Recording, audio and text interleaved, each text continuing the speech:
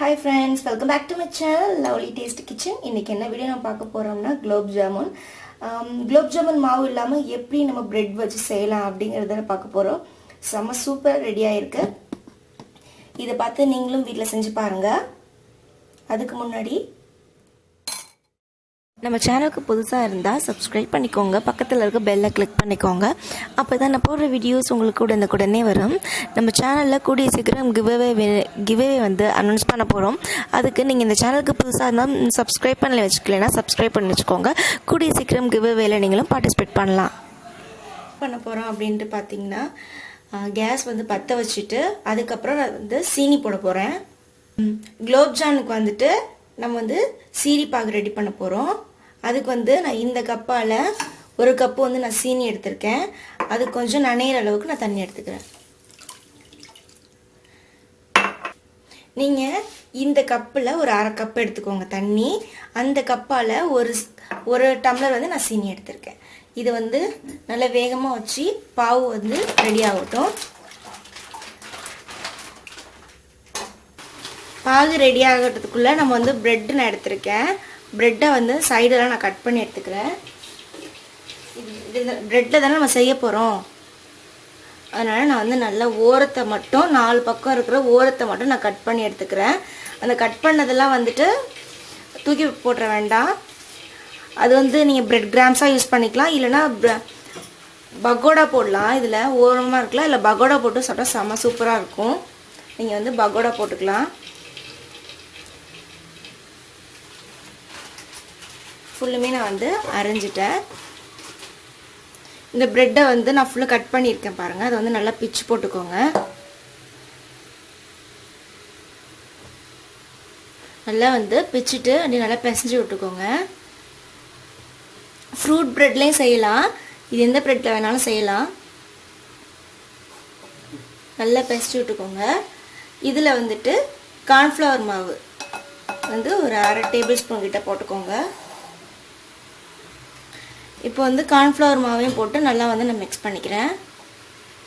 அதுக்கப்புறமா நான் காய்ச்சின பால் எடுத்து வச்சுருக்கேன், அதை நான் வந்து ஊற்றிக்கிறேன். லைட்டாக விட்டு அதையும் நான் வந்து பிசைச்சிக்க போகிறேன். ரொம்ப ஹார்டாக பிசைய வேண்டாம், ரொம்ப சாஃப்டாக பிசைங்க. அதுமாரி ஓவராகவும் பால் ஆட் பண்ணிட வேண்டாம்.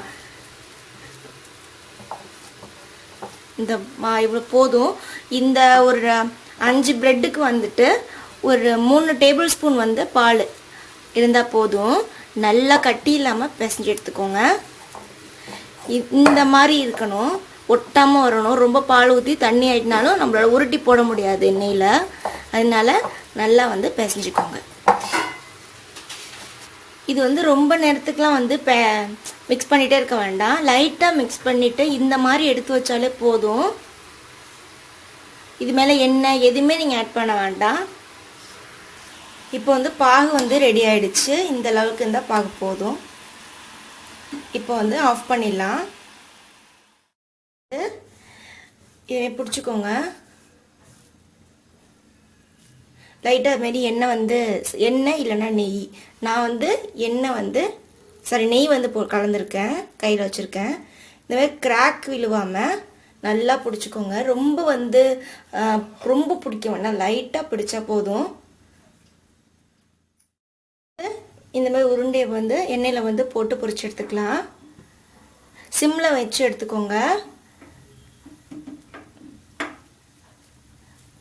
நிறையா எண்ணெய் ஊற்றினீங்கன்னா நிறையா போட்டு பொரிச்சு எடுத்துடலாம். கிராக் விழுவாமல் நம்ம வந்து போடணும், இல்லைன்னா பிரிஞ்சிரும்.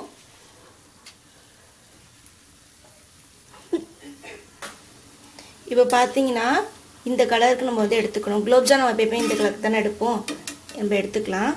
இப்போ அடுத்தது உருட்டி வச்சுருக்கேன், அதையும் நான் போட்டு எடுத்துக்கிறேன்.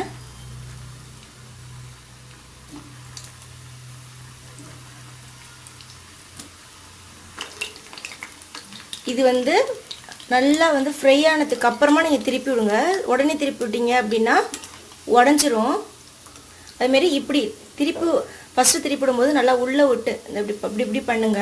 அதே திரும்பும் இப்படி எடுத்து திருப்பும் போது உடஞ்சிரும். சரிங்களா? இப்படி பண்ணி விடுங்க. சிம்லேயே இருக்கட்டும். நான் வந்து தனியாக எடுத்து வச்சுருக்கேன். நான் வந்து செஞ்சது வந்து தனியாக எடுத்து வச்சுருக்கேன். கொஞ்சம் ஆறுனதுக்கு அப்புறம் நான் வந்து அதில் சேர்த்துக்க போகிறேன். நான் வந்து இந்த மாதிரி குழியான பாத்திரத்தில் வந்துட்டு அந்த ஜீரா பாகு வந்து எடுத்து நான் மாற்றிக்கிட்டேன். ஏன்னா போடும்போது அப்போ தான் வந்து நல்லா அந்த குலோப்ஜாமுக்குள்ளே வந்து இறங்குங்கிறதுக்காக நான் அப்படி போட்டுக்கிட்டேன். நான் வந்து இந்த பதத்தில் வந்து எடுத்துக்க போகிறேன். இப்போ நான் வந்து செஞ்சு வச்ச குலாப் ஜாமுன்னா அதில் போட்டுக்கிறேன். போட்டு ஒரு வாட்டி நல்லா கலந்து விட்டுக்கோங்க. நல்லா ஊறணும். ஊறி இன்னும் ஒரு 10 நிமிஷம் கிட்ட ஊறணும். ஊறினோன்னே நம்ம சாப்பிட ரெடி ஆகிடும். இப்படி கடையில் வாங்குற குலாப் ஜாமுன் மாதிரி இருக்கு பாருங்க.